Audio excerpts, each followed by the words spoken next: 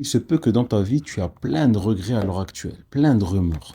Je vais te montrer un verset qui va mettre fin à tout ça. Et je vais même te raconter une histoire. Excuse-moi si elle te choque. Pardon, l'histoire elle est choquante.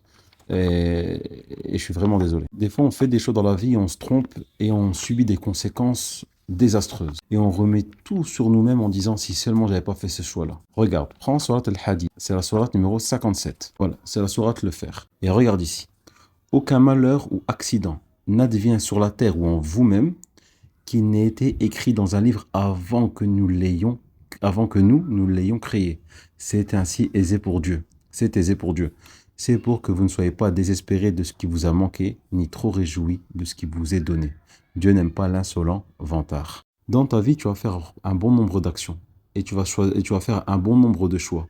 Et ces choix, ces actions auront peut-être des conséquences malheureuses ou bien heureuses.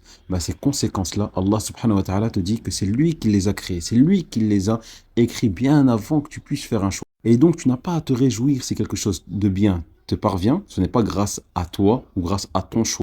Et si une chose mauvaise t'est touchée, à cause d'un péché, repens-toi de ton péché et sache que ce qui t'a touché était inéluctable. Toi, regrette ton péché, les conséquences, dis alhamdulillah, et profite de cette conséquence-là pour revenir repentant vers Allah subhanahu wa ta'ala. Et l'histoire, en fait, que je vous racontais, pardonnez-moi si je vous choque, c'était en fait une femme et deux hommes. Deux personnes, c'est des musulmans. La femme, elle était atteinte du VIH. Et elle a forniqué avec les deux hommes dans la même soirée, à des temps différents. Et un a attrapé le VIH et l'autre ne l'a pas attrapé. Donc un a une conséquence directe de cette fornication, alors que l'autre, il n'a pas eu cette conséquence. Scientifiquement, c'était les mêmes choses. Personne ne s'était protégé.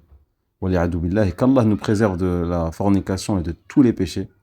Mais pour vous dire qu'Allah, il a écrit pour un une conséquence terrible et pour l'autre, il n'a pas écrit la même conséquence. Qu'Allah nous préserve en tout cas de tout ça. Pourtant, ils ont fait la même action, mais un, il a une conséquence directe et l'autre non, pour le même péché. Et on peut le voir aussi, par exemple, avec des accidents de voiture. Deux personnes, des fois, ils font la course en voiture, des inconscients, parce qu'ils veulent tester leur nouveau bolide. Un aura fait un accident mortel, alors que l'autre, rien du tout. Qu'Allah nous préserve, qu'Allah vous préserve. Amin. Salam alaikum.